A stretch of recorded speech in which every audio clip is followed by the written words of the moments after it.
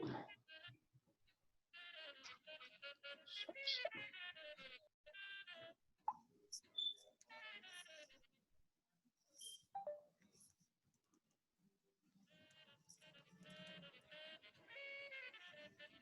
hear music somewhere.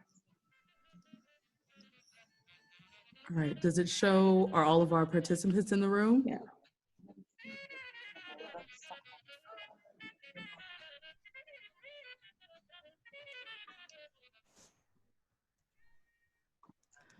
Hello, everyone, and welcome to this year's session with the C20 Civil Society Summit for 2020. I'm your host, Alexandria Maloney, and you're here in our session, Young People Driving Global Governance and Local Action. So thank you all so much for being here today. And in terms of our conversation that will happen, our agenda for today will begin with exploring the benefits and barriers to inclusive governance. Secondly, we'll be looking at how communities can lead in engaging governments. Thirdly, how governments can lead in engaging communities. And fourth, we'll go and begin with some Q&A and dialogue with our closing. So before we start our panel, we would like to share a video featuring youth voices actively engaged in the global governance space, sharing their perspective on what youth engagement is. So Rahul, please feel free to share your video at this time. And before you share the video, I'm sorry, Rahul, if you can pause it for a second, just to give everyone here a heads up, this will be recorded. So if you prefer to keep your video off, please feel free to do so. Thank you, Rahul.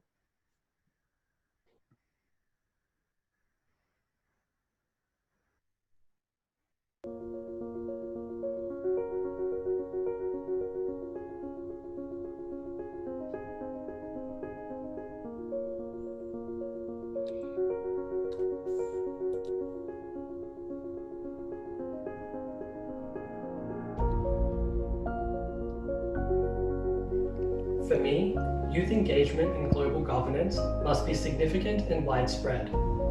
We must acknowledge that the issues we face today not only affect our present, but also our future.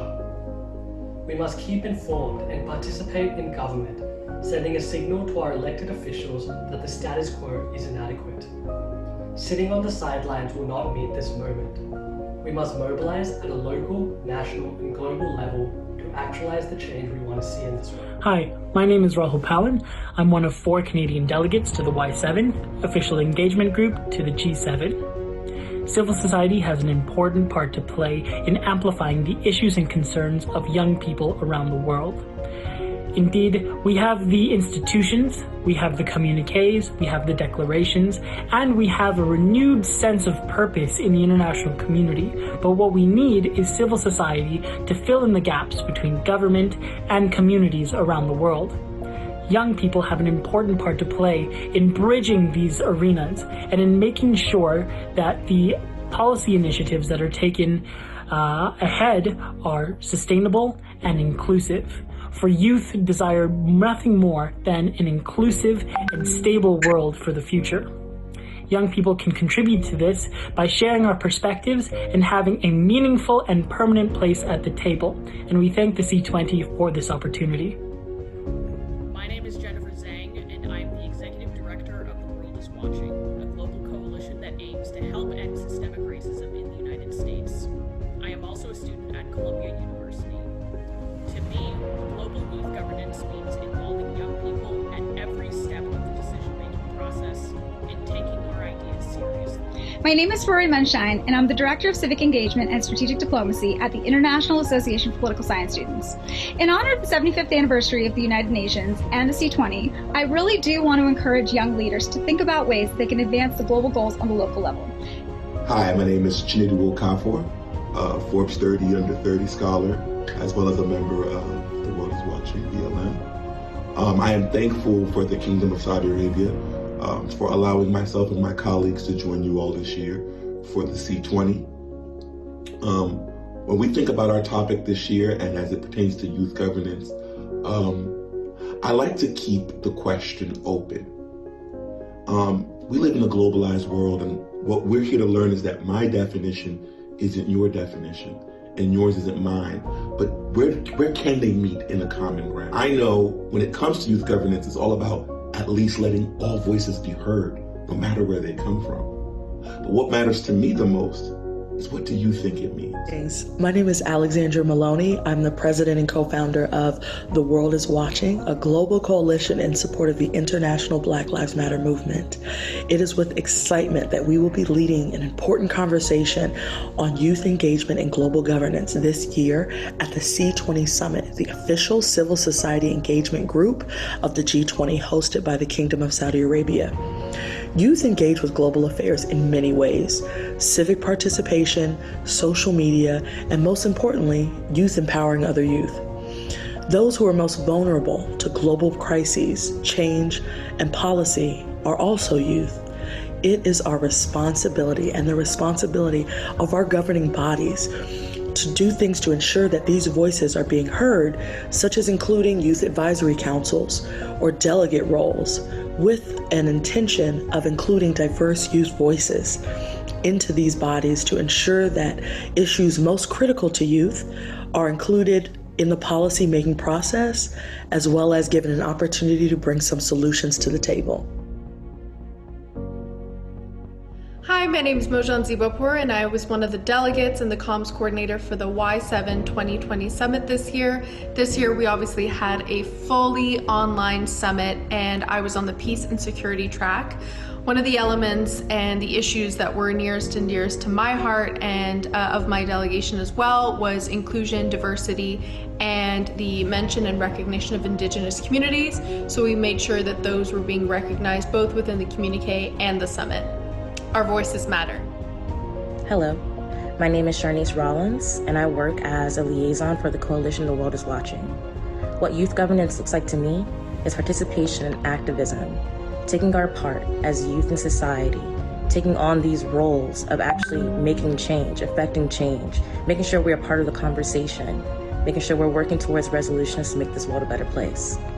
Hi, I am Denise Berhane, and I'm one of the founders of Black Lives Matter Rome. We are working hard to spread out principles of diversity, cultural appropriation, and education within our territory. We work to educate through instruments of social projects and regular movements. Our goal is to put political pressure on our territory to make a real difference. We have the responsibility to make a change now. Black Lives Matter. Hello, my name is Vannary Kong. I am the founder and president of the U.S. ASEAN Youth Council, the co-founder of The World is Watching, and a member of Civil 20 as the delegate representing Manta Sailing Center. Thank you so much to the Kingdom of Saudi Arabia for allowing my colleagues and I to speak at this historical event, shedding light on youth engagement and participation.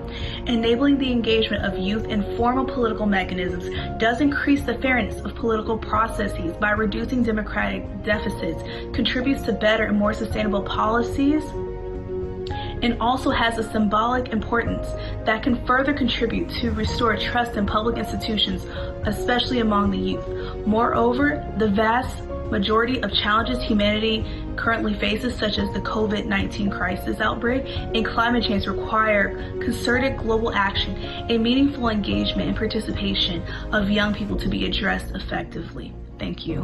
Hey everyone, my name is Ben Goodrich, and I am the Communications Director of Young Professionals in Foreign Policy, also known as YPFP. I also served on the Secretariat of the Youth G7 Summit, the Y7, this past June.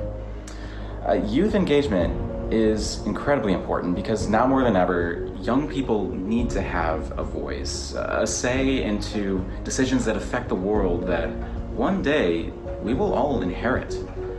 Young people need the tools to become future leaders and change makers, whether that means volunteering within one's community or one day running for office. Whichever it is, change does start with us, and we need to set ourselves up for success.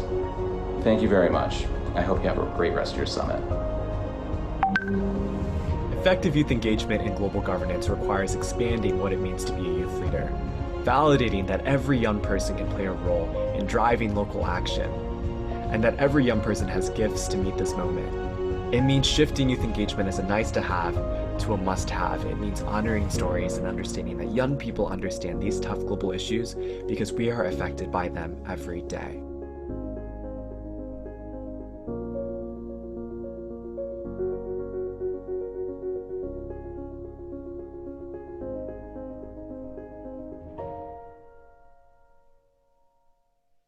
Rahul, thank you so much for playing and organizing that excellent video. So beginning with our presentation here, first off, we'd like to introduce each of our panelists. So I'll go ahead and begin. I'm the moderator for today. My name is Alexandria J. Maloney. I'm based in the Washington, D.C. area, and I'm currently the president and co-founder of a global coalition supporting the international Black Lives Matter movement called The World is Watching BLM. I'm also the director of communications for a DC-based nonprofit called Black Professionals in International Affairs, and my experience is in the nonprofit and federal government space. So I really look forward to moderating this panel, and next I'll pass it to my colleague, Vannary.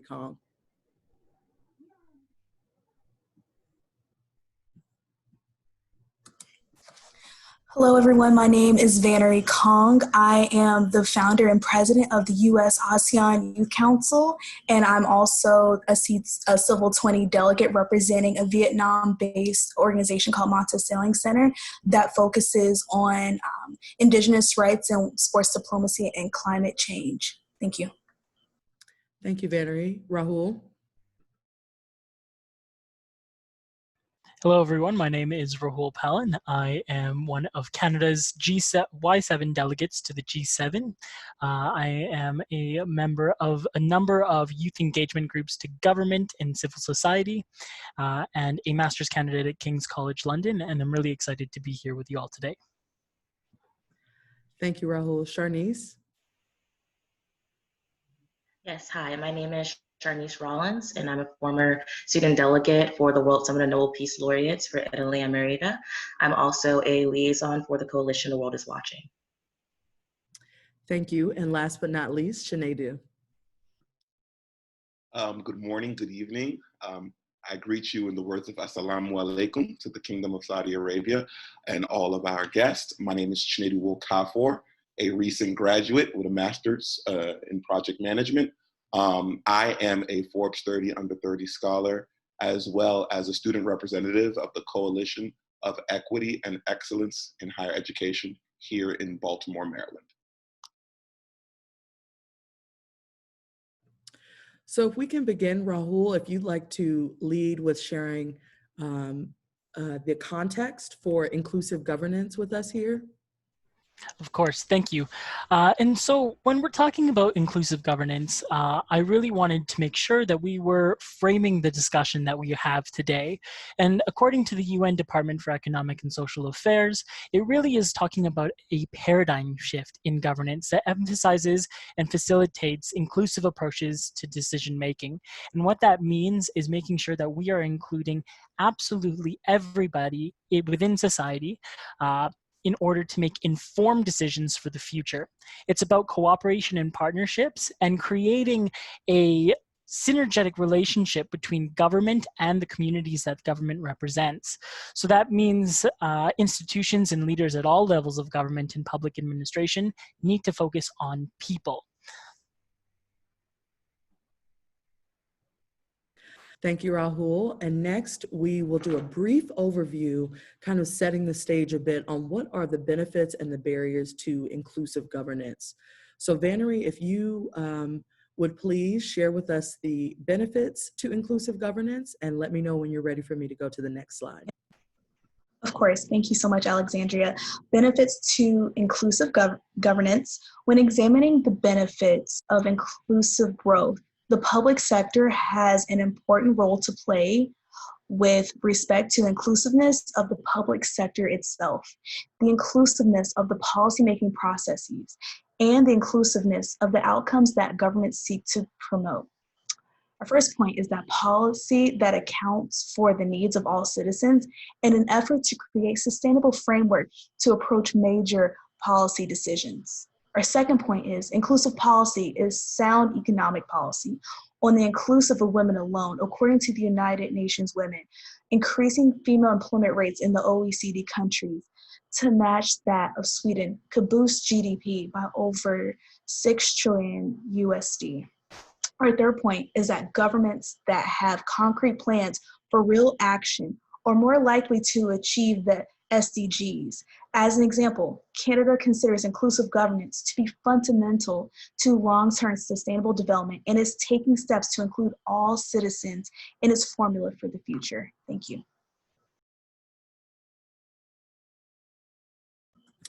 And Rahul, would you like to take on barriers to inclusive governance?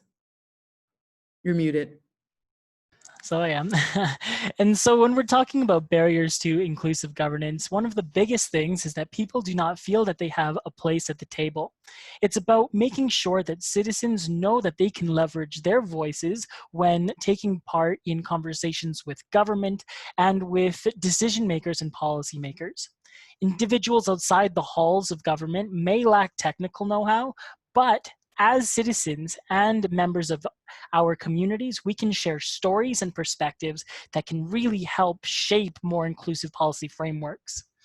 The 3 barriers that we've identified really center on participation of individuals and groups. So the first one is really talking about spurring community participation and how it can sometimes be difficult, even if you do have frameworks in place, to get communities involved. The second one is where citizens are deliberately excluded from the debate and discussion around policies that govern their communities. There's often few areas to address the promotion of a diverse set of perspectives and can limit forms of engagement. And finally, because we must touch on it, and because we're a panel of young leaders, young people and marginalized groups may at times be overlooked and not taken seriously. And that's something that we're going to address today, and something that I hope some of our viewers in the policymaking and decision-making realm consider when they leave this space. Thank you, Rahul. So next, we are briefly going to touch on the power and the purpose of the Communique. So why we wanted to include this briefly into this session is because there's power and importance in formalizing these critical issues and solutions and recommendations that get moved up to our global leaders and our leaders of our various countries. So I'll now pass it back to Vannary, who will facilitate this conversation with Rahul and Sharnice. Thank you, Alexandria. So just to summarize what we talked about in our Civil 20 Communique, our first point talks about just policies for an inclusive recovery. So we talked about implementing inclusive global economic and health policies, upholding accountability and transparency during the COVID-19 response, pursuing the implementation of global commitments and not using COVID-19 as an excuse for inaction, and bridging the financial gap for the SDG decade of action. Our second major point was global solidarity for multilateralism. We wanted to improve the G20 accountability through better target setting, reporting, and greater stakeholder collaboration, including intensifying its exchange with engagement groups, especially by the G20 finance track. And our last major point is urgently addressing the climate change and ecological crisis. Thank you.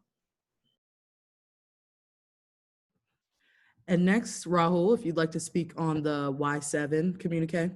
Sure. And so when we're talking about platforms for engagement, ones that really allow for youth to bring about policy recommendations to the very heights of international diplomacy, the Y7 is an example of one of those meaningful platforms. So this year, delegates from G7 countries and the EU came together to put forward 4 major areas to share to G7 leaders. The first being global connectivity and trade.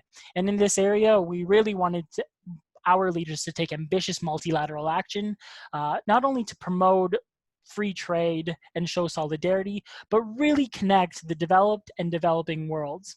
So, young people and delegates in this forum pushed for a tariff and aid initiative where worldwide cancellation of tariffs on medical supplies would occur and compensation to developing countries for revenue losses would take effect. But we also really champion multilateralism in this space. We wanted to make sure that our leaders recognize the value of working together, as well as the importance that we place on multilateralism as a form of decision-making that is key to a sustainable future.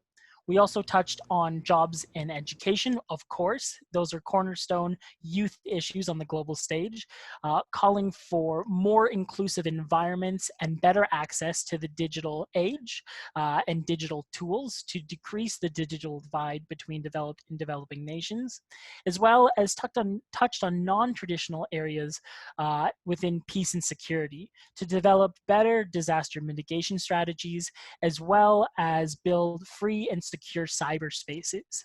Finally, of course, we cannot forget climate change, and this year is no exception in the Y7. We touched on climate change as a major existential threat that we need to address with a renewed sense of purpose.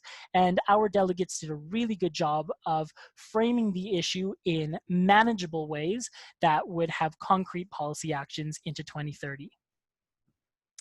Excellent. Thank you, Rahul. And last but not least, Sharnice, if you could speak a little on the World Summit of Nobel Peace Laureates Communique, please. Yeah. So I'm going to speak a little bit on the youth side of it. The Leading by Example program is the official youth program of the World Summit of Nobel Peace Laureates. It was launched by the Permanent Secretariat in 2012 in the city of Warsaw with the intention of providing educational opportunities for young people to engage in dialogues about peace and human rights. So the Youth Declaration of 2019 in Merida, that's the most recent one that I'll be referring to, entails positive and sustainable impact on local communities into global transformation, really stepping into those spaces at a local level and making it more broad to help all. Inspiring dialogue on global topics and moving above bigotry and hatred in your respective areas as well as internationally. Education and rights to the commons, that should be rights for all, rights to access. Development and sustainability, so addressing the SDGs. A freedom of speech and press, having your voice be heard and your seat at the table, allowing people into these spaces to actually voice their opinions and thoughts. And lastly, youth representation, which is lacking in a lot of these spaces, which they find key to actually making resolutions. So focusing on these key factors and what youth engagement and civil responsibility look like for this specific summit, for the youth program at least. And if you want more information on that, you can most certainly visit nobelpeacesummit.com to look at the youth declarations and the Leading by Example program. Excellent. Thank you, Sharnice, Rahul, and Vannary for sharing more about the power and purpose of the communique. So next, we will be moving into our discussion, which I'm very excited about. Before we begin, I want to make a quick note to just establish that the civil society and government, really it's a two-way relationship. One, how can communities lead and engage in governments? And two, in return, how can governments lead in engaging communities? So we've decided to break this session up today into a two-part, one where we explore how communities can further develop and continue to propel very important issues towards their governments and representatives, as well as how governments can create a stage and an environment for community and the civil society to be able to bring what's important and create change for the things that are important to them. So first, we will begin with how communities can lead in engaging governments. So my first question is to Rahul. So communities engaging governments. This can take so many forms and encompass a variety of issues. So economic development, international trade, the SDGs.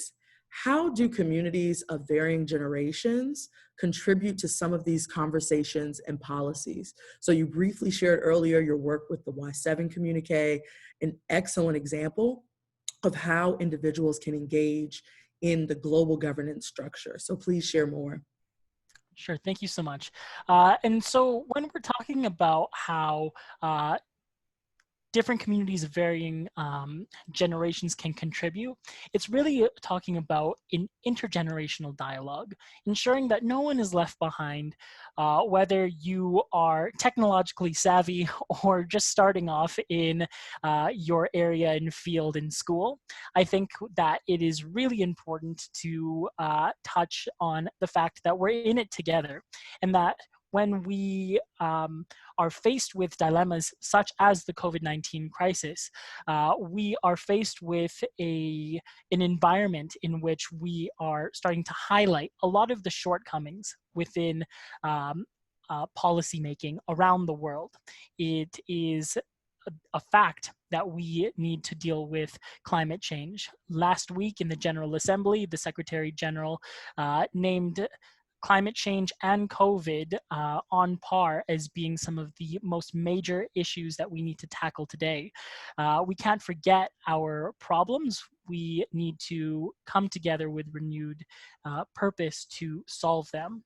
When we're talking about how youth can engage these different platforms, one thing that we need to address right away is making sure that youth have a place at the table, whether it be through platforms like the Y7 and the Y20, or making sure that these institutions and multilateral institutions come together and actually provide real roles and traineeships to be able to pass the baton to the next generation.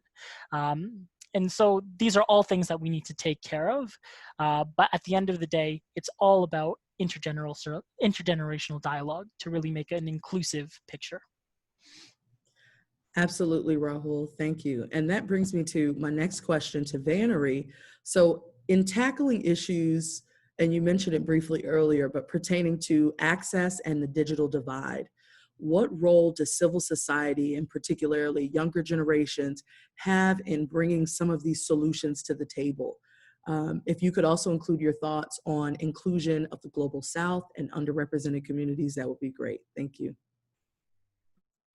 Thank you, Alexandria. Typically, within civil societies, their role is definitely plays when it comes to conflict resolution, and a lot of times women and children are at the forefront when it comes, unfortunately, to these issues. So Apolitical actually did a report with the Council on Foreign Relations and stated that in terms of diversity and inclusion, countries like Afghanistan and Northern Ireland, when allowing women and children to be at the negotiations table, had longer lasting peace processes. And that's something that in terms of incorporating it with the Global South and those two countries in particular, that's something that civil society definitely plays a role as far as creating that facilitation of including more diverse voices, such as what Rahul says with the intergenerational. As far as the digital divide, another role that civil society plays is creating access, encouraging governments to make more investments into communities, creating more of that infrastructure so people can have more access to job opportunities, to education. With creating these infrastructures, governments have more access to understanding what the community needs and how they can better serve. So the civil society definitely plays a middle role by advocating more on both sides. Thank you. Thank you, Vannary. Sharnice, can you speak to the avenues of youth participation, specifically in global spaces that exist, with respect to your involvement with the World Summit of Nobel Peace Laureates? Yes, thank you. I think in speaking about participation and engaging civil society, especially for youth, youth programs are a great way to to address this so that you can be heard by governments and really be in these global spaces. In the past 6 years, I've had the opportunity to participate in 2 World Summits, as I've mentioned before, in Italy and Merida as a youth delegate. And during these summits, you have the opportunity to meet and greet with Nobel Peace Laureates, sit in on discussions and sessions with leaders from around the world targeting peace, and participate in a social change competition. The overarching theme of these summits, besides world peace and unification, is that youth are a large part of the solution and key to peace and sustainability of this earth. I agree now more than ever that this rings true, that youth are making strides in arenas that we've never really touched before. However, there's still a lack of representation in formal institutions that can readily enact change. However, how can you make rules for youth or laws and things of that nature for youth without actually having them have a part in their say in what is affecting them? I think there must be action, representation, and moves towards inclusion if there is any chance that there will be positive and effective change. This can start with something that includes more exposure and awareness through youth programs that can introduce and present you to this environment where they can learn, understand, and enact this change.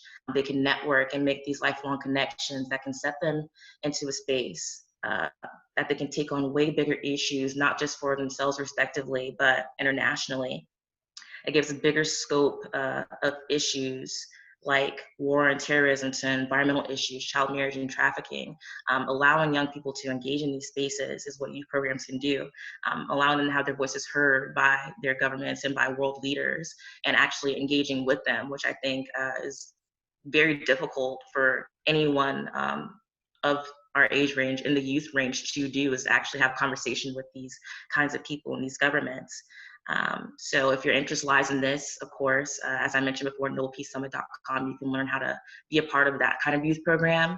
But not only did I engage with these leaders while I was at this summit specifically for this program, it also gave knowledge on other youth programs that you can join, such as the State of Youth, which was founded by the Kids' Rights Association, which is the founder of the Children's Peace Prize. And it's a nonprofit organization that takes action and shares ideas among youth on sustainable development goals. And it's actually headed by a youth board, which makes it very unique, that youth are the ones that are actually heading this space and making these conversations. And it created a digital state that can cross borders and remains non-religious and non-political, where we can have these conversations and engage these kinds of situations and participate. And if you want to really look at that, you can visit stateofyouth.org and see how to participate with them. But yeah, I think that's the key to a lot of civil responsibility and having these conversations and having your voices heard as youth programs. Thank you, Sharnice. And I think a key point that you mentioned was a framework such as that, having an equal playing ground, if you will, where some of the things that may keep us distant from each other are thus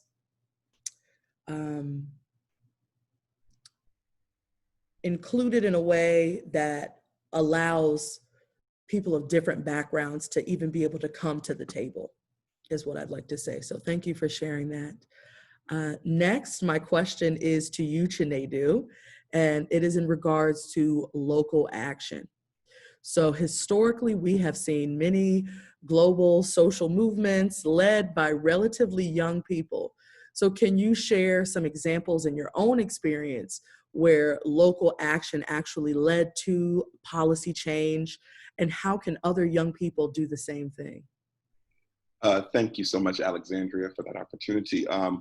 Before I even get into that question, I would like to start with a quick quote of a lyric from a famous, United States artist, Whitney Houston, and she said, "I believe the children are our future. Teach them well and let them lead the way." I started with that because education is a very important part when we think about youth and being engaged. In my experience here in the Baltimore metropolitan area, on the East Coast of the United States, I have noticed that youth are very civically engaged with what's going on in the country and the community. Interestingly enough, when you think about the idea that climate change is a great existential threat. I think sometimes when we think about the word climate, we just think about the actual weather and the ozone, but sometimes we have to think about the social climate. In my experience, I have noticed that when it comes to social activism, whether it's with police brutality or education, that the youth are always in the forefront. And sometimes the policy change may not be in the forefront, but they shake up the fabrics of society to get our lawmakers interested. When you look at what's going on in the United States currently, as it pertains to, African Americans and Black people feeling like their rights are being violated, whether it be by police or whether it be by lawmakers, it is the youth, and it has been historically the youth that continue to stand in the front. In Maryland, for example, during the times of many different unrests around the countries, when the youth felt involved by, when they felt affected by those things, they stood together and they protested peacefully and lawfully. And that actually led to things like the Law Enforcement Bill of Rights being questioned in the state of Maryland for it to be changed. And again, these youth didn't know that this is what they would be doing. They didn't know that they would lead to such a change. But I think when youth come together and they step out on faith, they're able to lead so many different movements of change. And when you look at it in the educational realm as well, as a student who graduated from Morgan State University, when we were at that institution, a historically Black college and university, we came together and we worked with some alumni about proper and adequate funding for certain institutions and certain schools that are in the state of Maryland as well as in the country. And what that has led to is for a lawsuit against the state for better funding for these schools, which could lead to better programs, which could lead to more students traveling internationally. That in itself opens up the global framework of the idea of working together, not only locally, but nationally, then internationally. And finally, I just want to bring that all together to say that none of these youth are trained professionals or politicians. These are just concerned everyday people like you and me who, rather than just sit back, decided to get up and fight back in the most lawful way possible to get some rights and some justice. Thank you. Thank you so much, Chinedu, and thank you for identifying some specific examples, because I know sometimes for young folks, it may be challenging to this topic may be a little abstract, well, what does that mean for me or in my community, or what can that look like? So thank you for those specific examples with an emphasis on peaceful protesting and the education reform example that you gave. So we will go ahead and do a Q&A at this time for folks who have questions. If you'd like to put them in the chat, or if you would like to unmute and ask your question. For this portion of the Q&A, it will be specific to how communities can lead in engaging governments. So we'll take a few questions here, and then we'll continue with the second portion of this session that focuses on governmental engagement in communities. So if you would like, please, okay, we have one question from Benny. So feel free to unmute yourself and ask your question, please.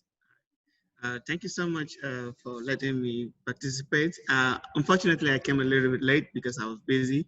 So I'm kind of like interested in, I kind of like find what Chinedu said very interesting, especially for someone like me who is a Nigerian, and I'm sure also Chinedu also kind of has a Nigerian root, so so I'm from the northern part of Nigeria, and recently there has been a lot of issues going on in the northern part of Nigeria, especially in Kaduna State in the southern part. I'm sure maybe if Chinedu is following the news would have maybe understood what I'm talking about. So my question is, for as much as it's important for young people to participate in leadership, in making sure that the community, is growing and, getting all the necessity that actually is required by the politician or by the government.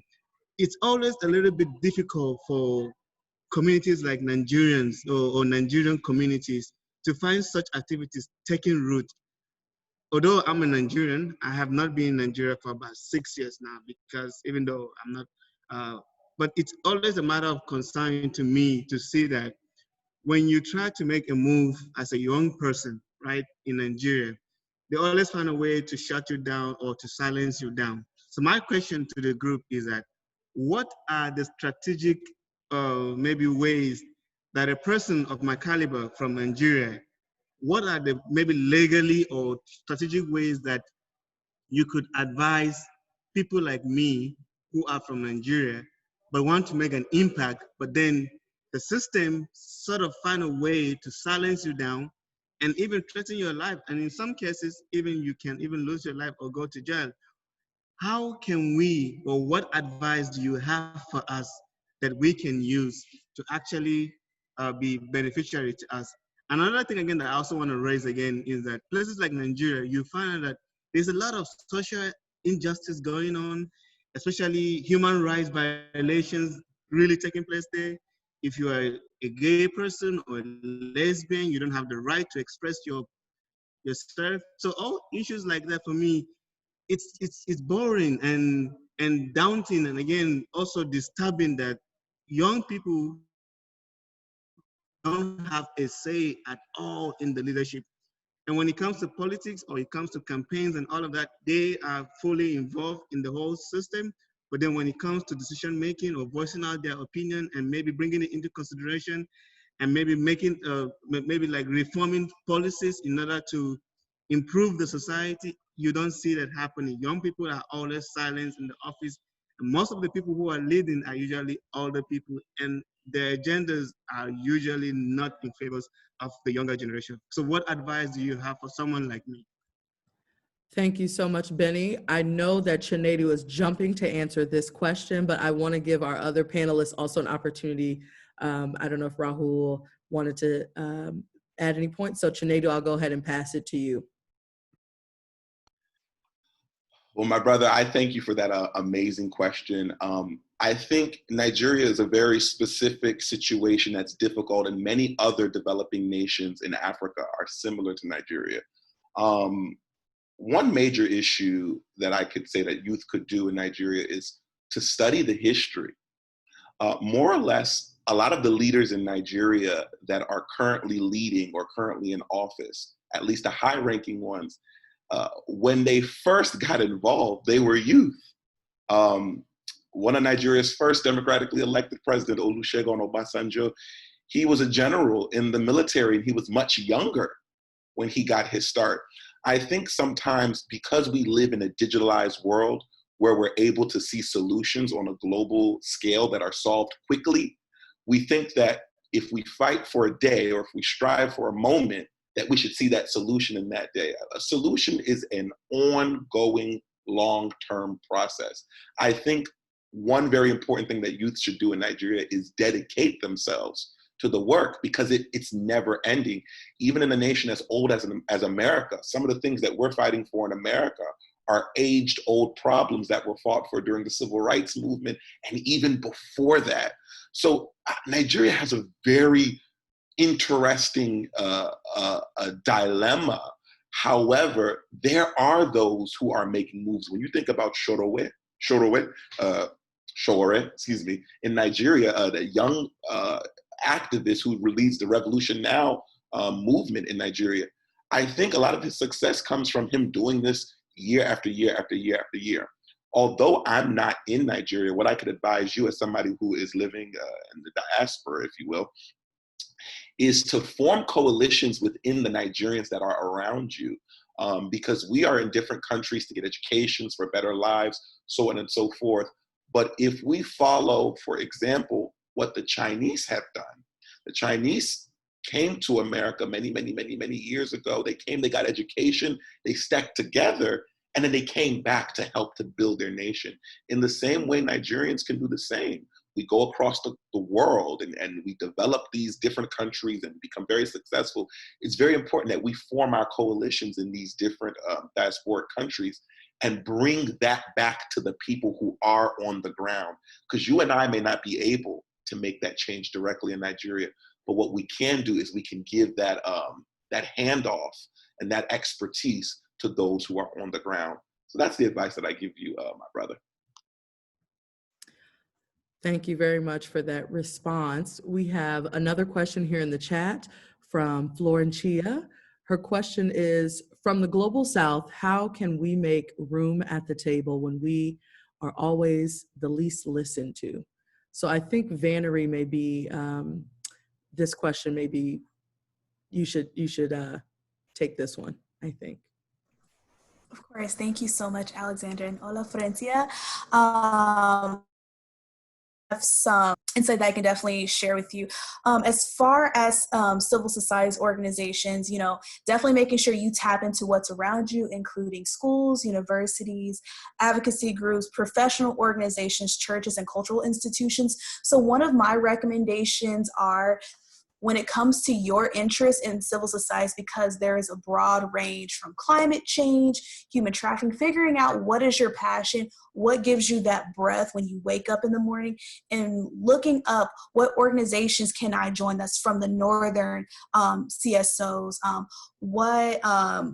who are the top academic researchers in this field, and then reaching out to them, partnering with them, getting more tangible resources.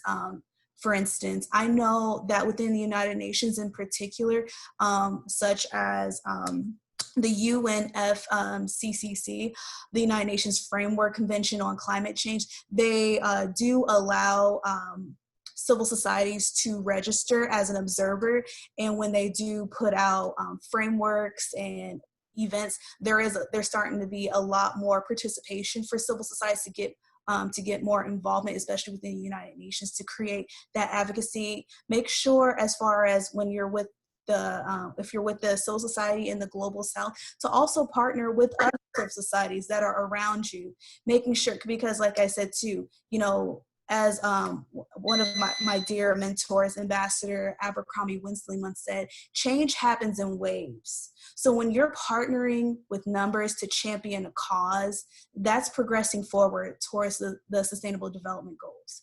And then reaching out to the northern civil society, saying, what can you do to make us successful? And then also making sure, don't leave out the private sector. That's where a lot of resources are, where it comes to monetary, research, and then also looking at another way to look at talent as well, reaching out to the private sector, the large corporations, asking how can we work together to champion a cause. There's a lot of private sector companies, especially cybersecurity companies, that are wanting to use digital technologies to solve some of the world's most pressing issues. So that's some recommendations I have. Thank you, Vannary. Rahul? Thank you. And so when we're talking about the Global South and incorporating some of the voices that come from our developing partners, what's really important to note is the amount of work that is being done at the highest levels of international diplomacy. When you're looking at the United Nations, the World Bank, the International Monetary Fund, the OECD, a lot of the work that's being done there is being done in consultation with developing partners. So what I encourage you to do is look at some of these institutions that may not be traditionally associated with the developing world, the Global South, and look at some of the work that they're doing and the organizations that they are choosing to consult with and consider preferred partners, if you will, on various issues. Often you will find that there's a lot of community engagement already around you, and it'll be very easy for you to quickly engage some of these larger institutions. Additionally, I would also encourage you to reach out to youth platforms like the Y7 and the Y20 as they come up each year, because those delegates are always looking for opportunities to consult with our partners in the developing world, so that way we can gain your perspective, so that way when we create policy recommendations, we're making them on informed consultations based on your needs and your experiences, because it takes a variety of experiences and a diversity of experiences in order to create informed and better policy moving forward. Thank you, Rahul. We have one more question here that I'll take from the audience for this portion, and then we'll continue on with our session. So I'm going to consolidated a bit so that it is applicable to a variety of countries, but I think that the essence of the question will be the same. So in short, for those who are considered to be in an educated class or in kind of the educated social standing, if you will, in society, how do we help to inform those who may be less informed on different topics? So this person in particular is speaking about things such as Black propaganda, fake news, and youth consuming information that may or may not be true. So how can we help to educate those without smart shaming them, without shaming them or making them feel less than? So I'll let that be an open question. Sharnice, did you want to start with a response? Yes, I'll start with a little bit of a response and I'll pass it over to Chinedu. Without smart shaming, I believe that there has to be, for lack of a better term or phrase, a want to do better and know better, a research for yourself. In these spaces, you can't help what is coming your way with all the different avenues today of social media and things of that nature that can put out all different sources of information. But what you can do is take yourself apart from that and actually look for facts. And I don't think that that is a sort of smart shaming to state facts. I think that that is an education, and the willingness to receive it may be different for different types of people, but that doesn't change what is fact, is what I can say on that portion. Chinedu? I think, first of all, I thank you for that question. I think it's very important that we have that question because at times there is this classism where it's the educated class versus everybody else. And I know that's not usually the case. I think one very, very important thing that we must consider when we are trying to educate is that we listen. To educate, you have to use, we got 2 ears, 1 mouth. You must listen first, because what it is it comes out as smart shaming when you come off as, well, I'm the expert, I graduated from so-and-so, I have the da-da-da-da-da. That's when it can sound a little pompous. I think the greatest way to educate those who don't know is to hear what they know first. Take an assessment. Say, what do you know about this topic? What do you think? And also, more importantly, in this generation, you have to also speak it in their language. We live in a world, this globalized world, where the youth communicates in a very far different language than some of us in the educational realm are communicating with, whether that be in an artistic way or a music way. And sometimes the message is missed not by its content, but by how it's disseminated. So I think the greatest way is to take stock of what the constituency knows, and based off of what they know, you can determine how you will disseminate the information of which you have. Because remember, you're trying to help them and help them based on the level of what they can understand. So that's what I would offer for a situation like that. Thank you, Chinedu. Vannary, did you want to comment? Yes, I'll comment very briefly. In the realm of definitely the digital world, misinformation is very huge. So making, like, kind of echoing what my colleagues Sharnice and Chinedu said, making sure you're finding the correct information, making sure that you're using, secured as well, and making sure that the information that you're receiving it from is also very credible as well. And also, kind of like what Chinedu says, making sure that you're speaking their language, but also taking your emotions out of it and placing yourself in their shoes, walking in their shoes. Right now, we have a wonderful opportunity as the future leaders of this world to change the narrative of what has been placed from our ancestors.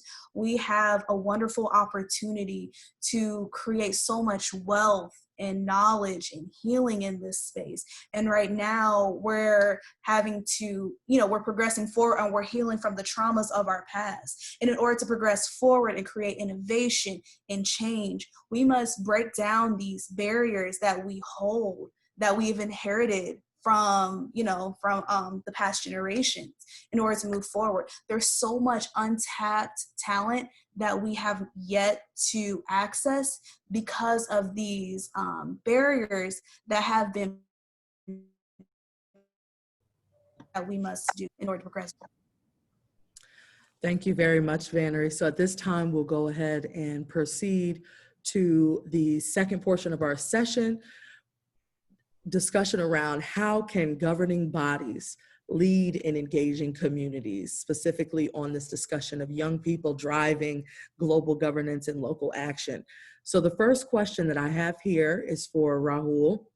How can governments be more intentionally inclusive of both civil society communities and the next generation in a way that is most beneficial for a more connected and peaceful society?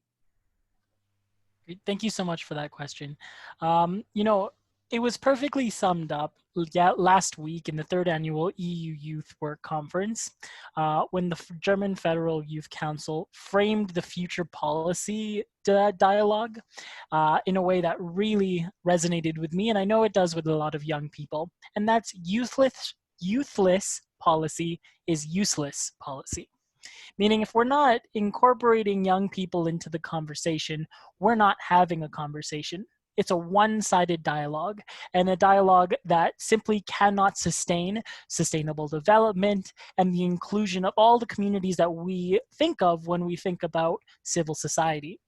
It's the Institute on Governance here in Canada that really outlined some of the issues that we face when we talk about civil society in broader terms. When we are looking at the rise of populism, declining trust in governments, which was one of the issues that the UN Secretary General had pointed out last week, the changing role of media, as well as the digital divide.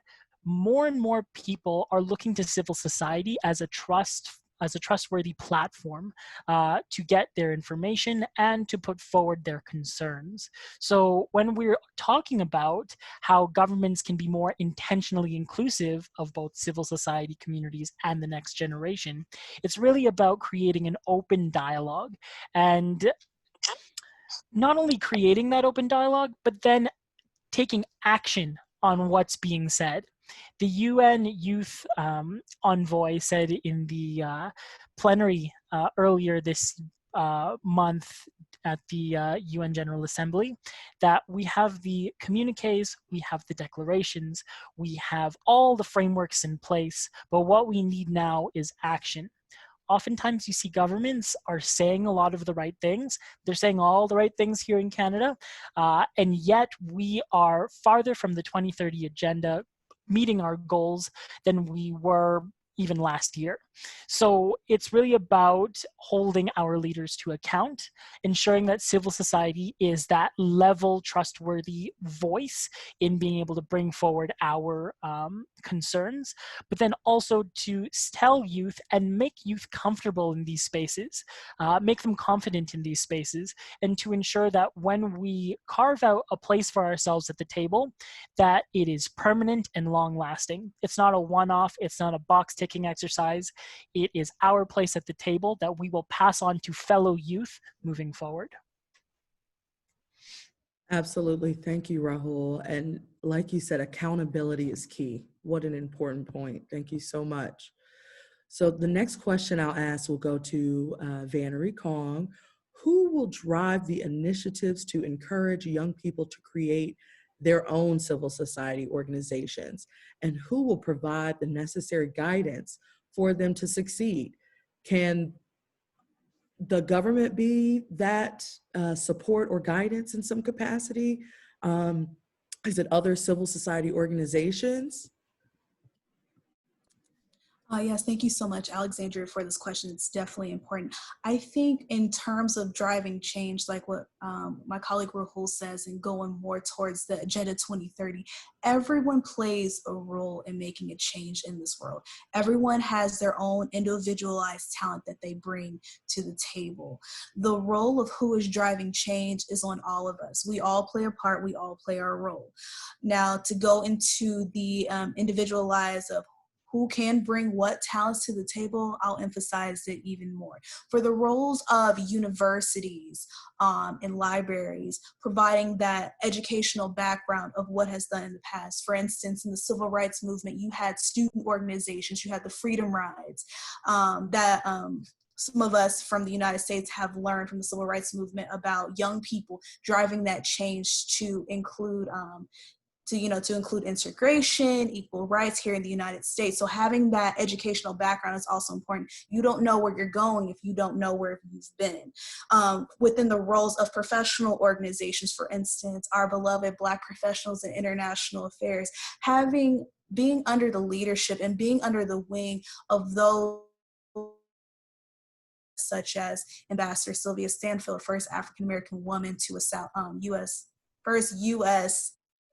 to a Southeast Asian nation, being under that type of leadership and learning the do's and don'ts along the way. When it comes to student organizations, being in close proximity to those who are on the same mission as you and bringing leaders together, such as ourselves on the panel. We're here to equip from our experiences and what have we read, what have we learned, what have we done to inform others, saying, hey, this is what works, this is what we've seen in the past, and this is what we can provide for you. And then even just for summits like this, like for C20, Y20, Y7, being able to network with other people, saying, hey, we have this idea, and then making it up into fruition as well. We have the wonderful opportunity to solve the world's most pressing issue. For instance, in Australia, they have hackathons where students can solve issues for areas that may not have irrigation or water. How can we use technology to provide some of the most basic human rights so people can have water, food, and a roof over their head? So that's definitely a role that everyone can play into driving that change. Thank you, Vannary. So for the next question, I'm going to combine these two questions in a way that both Sharnice and Chinedu can address them, so that we have some time to take maybe one or two questions on this particular topic for Q&A, and then go into our closing remarks. So the next question, this question is as follows. One, and this is geared more towards Sharnice, are there examples of existing frameworks of governing bodies who have successfully engaged civil society? I'm sure that within the Nobel Peace Laureate space, there are a number of examples. And then the part two of this question, which is geared towards Chinedu, how can governments better support civil society organizations and the everyday citizen who cares about their community? So Sharnice, please feel free to begin. Okay. So I think, as we all know, there's no perfect structure or one perfect answer to solve all civil issues. I think, however, there can be many working parts that carry part of the solution that can hopefully work together to resolve and fix the issue as a whole. I think as far as existing frameworks, there are many governments that have produced programs that have allowed others to engage civil society peacefully and successfully. I'll discuss one program in particular that I did quite a little bit of research on, and it's called CYL, also known as the Confederation of Young Leaders. This confederation gathers young leaders and youth organizations in India working at the grassroots level, as well as tying in the national and international actors. It has engaged over 50,000 youths and created a space for youth citizenry and that power through and contribute to growth and development.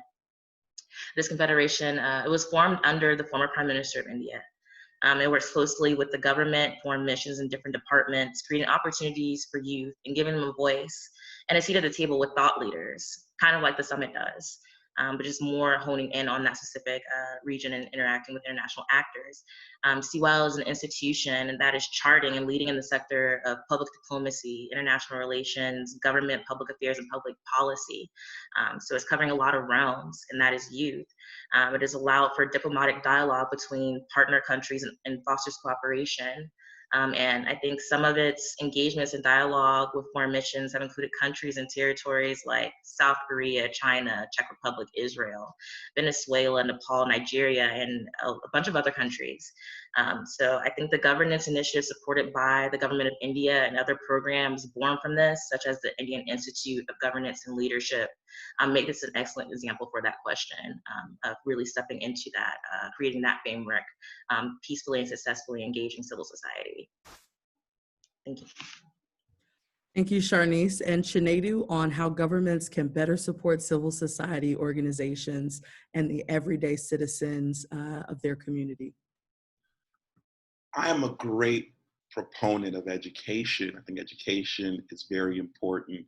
And I'm the great Black national anthem starts with these lyrics: lift every voice and sing. I think as a community, as a nation, we have to be lifted up all as a whole. I think what governments can continue to do is support education. I'm grateful, for example, the government of the Kingdom of Saudi Arabia, for example, who sent students to my institution, to my historically Black college and university in Baltimore, so that we are able to engage one another. I'm able to give them a nugget that they can take home, and they're able to give me one that I can use in the States. I think those type of interactions, those type of educational interactions, it grows our nation. When I look at the African continent, I think about two great men. We look at Nnamdi Azikiwe and Kwame Nkrumah. Nnamdi Azikiwe being the first president of Nigeria and Kwame Nkrumah being one of the greatest presidents that Ghana ever had. They schooled in the States. They were able to get information from Lincoln University. They were able to gather that information from an unknown faraway place and bring that back home. I say that to say that education is paramount in what governments can do to solve that divide. And it's not only in sending people out of your country, but also investing in those that are in your own nation as well. When you look at the Ikorodu boys in Nigeria, young, poor boys in the streets of Lagos, they got a camera and they recreated a trailer of a Netflix movie. And they did it so well that it got the attention of Netflix, and they told them that, when the movie premieres in the States, we'll bring you to America to basically to see the movie premiere. They also, Netflix also sent them gear, cameras, editing equipment. Sometimes those type of effects also leads to policy change, because what that tells the country's government is that, hey, if you don't look at your talent, somebody else will. So there's so many ways that the governments can work towards supporting their civil society. But I think it's so important to put an emphasis on education, because without education, this global society of ours cannot break the ceiling that was set by the generation before us. Absolutely. Thank you so much, Chinedu, for that. I see we have one question in the chat, so I'll go ahead and read this. And for those who may have another specific question to how governing bodies can lead in engaging communities, please feel free to put that in the chat. So this question, it's more of a statement, but I'll frame it in a way that is a question. So for someone that this issue is important to them, what guidance would you give to someone who says the following?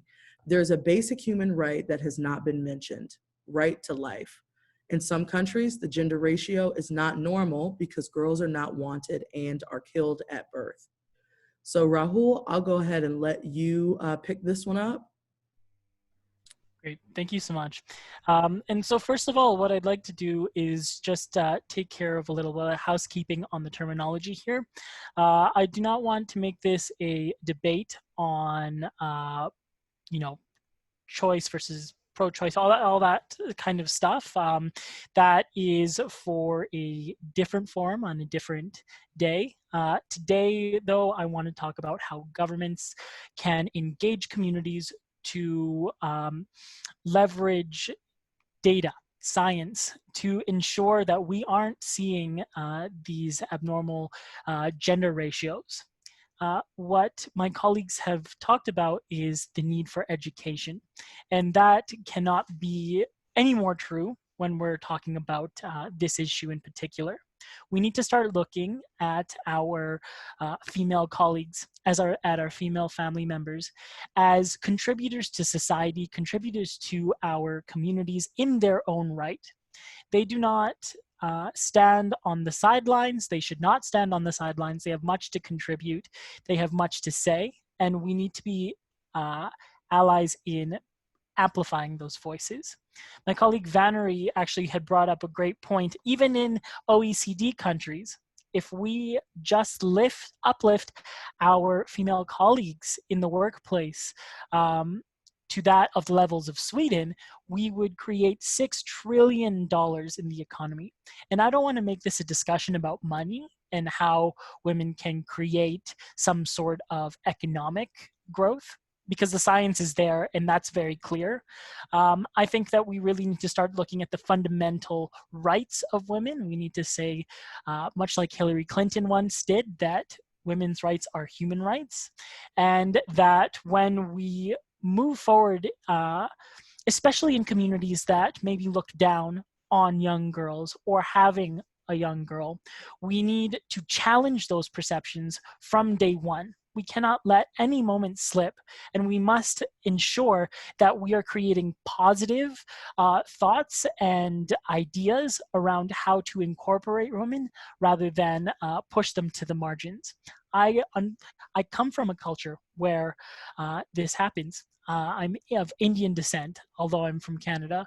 And, in my family, we have always ensured that our young boys and young girls are treated the exact same way. And I think you just need to lead by example. Your governments need to lead by example, because if one family can make it work, all families can make it work. Absolutely. Thank you, Rahul. Thank you. Vannary, if you wanted to briefly address this, and then we'll wrap up with this last question from the audience and go right into our closing statements.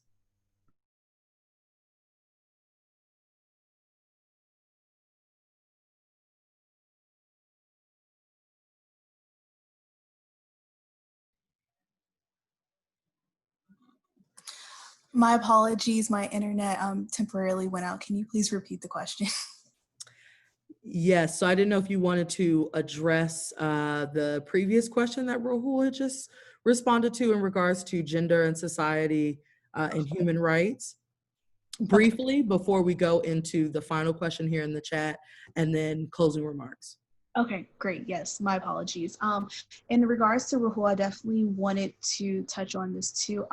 The country that I am of descent from is Cambodia, and we have a different type of gender bias. It was more so that families that may be impoverished will sell their daughters in order to receive money. But due to a more progressive, inclusive society, as we're taking those necessary steps little by little, families are starting to see the value of educating women and bringing money into the families versus selling them off. So I think that's something that is definitely being explored more as the roles of civil societies are starting to be prominent more and develop in countries, especially in the global south. So I think forums such as this one definitely play because it showcases the impacts that we can make and the progression of past ideologies and how we're progressing more towards the future. Thank you. Thank you, Vannary. And that actually speaks to one of the questions that was put here. How do you think forums such as this one, the C20, could be more inclusive and effective? And I'd say that both the C20 summit as well as the Kingdom of Saudi Arabia has been very gracious and intentional in bringing in more inclusive voices with C20 this year, with panels such as ours and others that I've seen from a variety of nations, as well as different backgrounds and various demographics. So I'd really like to give a shout out to the Civil Society C20 Summit this year for that. So the last question that we're going to take from the audience here is how can we bridge the social structures such as religion or racial identification that exist in countries to promote healthy engagement in communities? So maybe Chinedu, you could take this one briefly, and then we'll go right into I'll prompt us for our closing remarks. Can you just repeat the question one more time for me, please? Yes. How can we bridge the social structures such as religion and racial identification that exist in countries to promote healthy engagement in communities? So I think what may be asked here is, how can we create healthy engagement and dialogue spaces where some of these different demographics and communities may have some tension between them? Yeah, so religion is a very difficult topic, so I'm not going to go too deep into it, but I can stand on a general principle that most of the religions, almost all that I've ever heard of, all promote a sense of love. And I think when you think on humanity, when we look at each other as, you know, my equal human man, no matter who you are or what you serve, I think when you, in my opinion, it's just my opinion, when you kind of lead and live your life from that vantage point, it allows there to be an opening for understanding. We'll all look at life, and I always tell people this, we all will look at life from a different lens. But if we bring those lenses together, we create an ultimate picture of greatness. And I think that's just the basic of answer that I have for something, that type of question, because it's very, very hard, because in every religion, it can get dicey, it can get, you know, specific. But I think when we bring all of what we have, and we bring as much as what we can, but then we continue to look at the humanity of one another, there is no difference that can't unite us. Thank you, Chinedu. Thank you very much for that response. So next I'm going to go to Rahul, who will provide us with some areas of opportunities and kind of next steps, some action-oriented steps, specifically to both civil society organizations and to governments in building this relationship. Rahul? Great, thank you so much. And so, you know, today we have covered a number of issues, a number of areas that pertain to youth engagement and civil society. One of the underlying themes in all of our remarks is the need for governments to take young people and civil society seriously in making their policy recommendations for the future. Ways that we have identified governments to take real action starting today is to create formal youth advisory positions and councils to liaise with communities across each nation. In Canada, we have examples of this with the Prime Minister's Youth Council, but there needs to be more. Governments cannot create these sort of band-aid solution engagement opportunities where for a couple of days youth are able to put forward their concerns, and then after that it's back to the status quo. The status quo no longer serves society, and the pandemic has quite honestly highlighted a number of those issues for us. They were always there, but now they're further exacerbated. Next, we'd like for civil society as well to reach out to their communities, create focus groups, put out surveys to get a better understanding of what communities are going through, what youth are facing, and the issues that we want to be put on the forefront. Oftentimes, and this was actually said by the remarks from Benny, that leaders are often of a different generation and their agendas don't exactly line up with the next generation. And this can be said of almost every nation on the planet. So we really want to ensure that youth are are promoting each other's concerns, but also that we need to recognize that there's a seat for us at the table if we choose to make a seat for ourselves at the table. Sometimes you just have to force it, and change will come after that, because we are a generation of change. Now, I want to also quickly ask that multilateral institutions that may be passing through the C20 summit, they should work together. Talk about world issues in a unified voice. Each institution really wants to be the institution or the go-to institution on certain issues.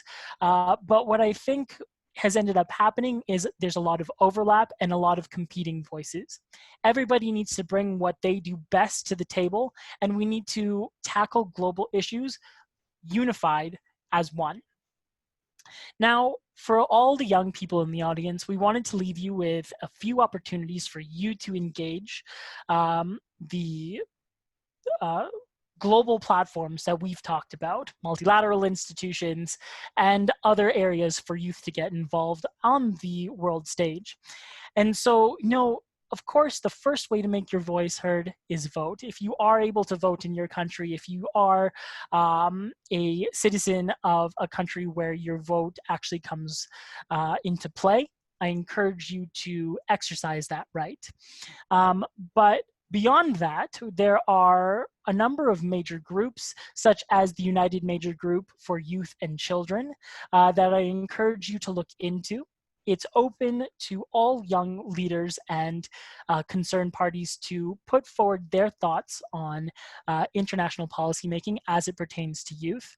And of course, if the opportunity doesn't exist in your community, be the change in your community. Be the one to create that youth council, create that forum, create that social club at the very least, that brings together like-minded young leaders. The next ones, of course, many of you will already know about, but of course there's the IMF Annual Meetings Youth Fellowship, the ASEAN Youth Councils.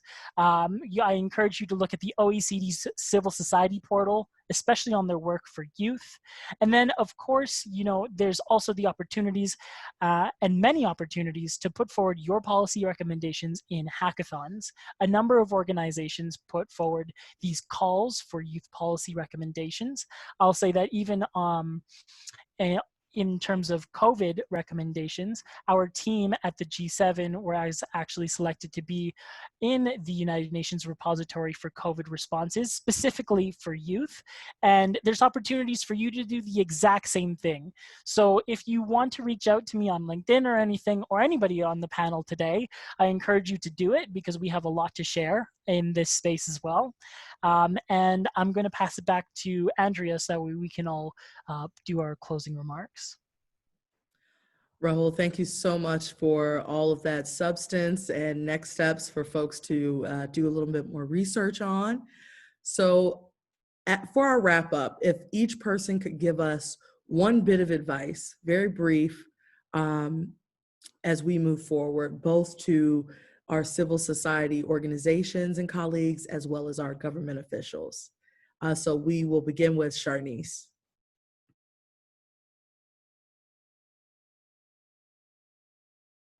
Sorry. Yeah, there has to be a comprehensive approach to youth policy, and governance has to continue to address training and skill improvements, as well as education to youth. We actively have to seek spaces at all levels to be a part of the conversation, whether that be partaking in youth programs, practicing activism in our communities, or reaching out on local levels. Thank you, Sharnice. Vannary Kong. Thank you so much, Alexandria. I'm definitely going to echo some points that my colleague Rahul made. My first bit of advice is find out what your passions are in life, and then take some self-exploration and figure out what that is and why you were born. Because that's what's going to wake you up in the morning. That's what's going to drive you to your goals. That's what's going to initially lead you to create that change and impact that we need you and your specialized talents to bring in this world. So like my colleague Rahul says, make sure that if you see an opportunity that doesn't exist. Don't be afraid to create it. Also, even if you don't feel like you're qualified, apply for opportunities anyways. I actually met my colleague Rahul. I was actually the United States Global Connectivity and Trade Sherpa for the Y7 Summit here that was happened virtually as well. And Rahul was one of my delegates that I had to manage, and I ended up seeing his work ethic, seeing how hard he worked, how much he was dedicated to creating the change in this world, seeing how much he was willing to, collaborate with other youth leaders from other countries. We need that. That is a huge need right now. If you see someone that has that same drive and purpose as you, connect with them, work with them. Next week, we're also having the Y20 Summit, which I will be speaking at, and we'll also be sharing more advice on giving more insights to the Y7 and Y20. I'll be speaking on behalf of the United States. So I encourage all of you on this call to please come to these events, show up, and just apply anyways. You don't know what the universe has in store for you. Thank you. Thank you, Ms. Kong. Rahul? To everybody in the audience today, thank you so much for joining us. I think that there needs to be more opportunities for youth to put on panel discussions exactly like this. I think from what you've heard from my colleagues and from the documents that are created from the Y7 and the Y20, it is clear that youth are professionals in their own right. We have perspectives that need to be shared and listened to and honored in our own right. And I think that world leaders today really need to look at youth not as a demographic to be placated with summertime job opportunities or data on education. We're more than that. I think what you need to start doing is looking at every policy area. The SDGs are a great baseline for that, and starting to think about how do youth fit in every single one of these categories. Youth transcend demographics. We are a part of every community. We are a part of every socioeconomic level. And so at this point, youth need to be seen as a impactful constituency globally, not just a generation that has yet to see our potential, because we know our potential. We just need to have the platforms and forums to be able to share it. Thank you. Thank you so much, Rahul. Thank you. I saw folks clapping and snapping for that. Thank you. And last but not least, Chinedu Nwokeafor. The greatest threat to youth driving global governance, the greatest threat is you believing that you're not worthy to be in the space. I echo what all of my colleagues say. For as long as there's breath in your body, you are worthy to make a change. For as long as there's a problem that exists and holds dear to your heart, you are valued to make your voice heard. I think having that in the head first, having that as a mindset, having that as a mantra will lead to the successive greatness of our world. For our youth, I just want to give you this strong advice. You are what you have been waiting for. You are what I have been waiting for. And you are what God has been waiting for. I'd like to extend a big thank you to our panelists. I'd like to extend a thank you to those who were featured in our spotlight video at the beginning of our session. Thank you to the Civil Society C20 Summit, the official civil society engagement group for the G20, for inviting us to speak here today. And thank you to the Kingdom of Saudi Arabia for hosting this excellent virtual conference. Please continue to enjoy the conference, and most importantly, keep fighting the good fight. So thank you everyone for coming. It was my pleasure to serve as your moderator for this discussion on young people driving global governance and local action. So everyone enjoy the rest of your day and the conference.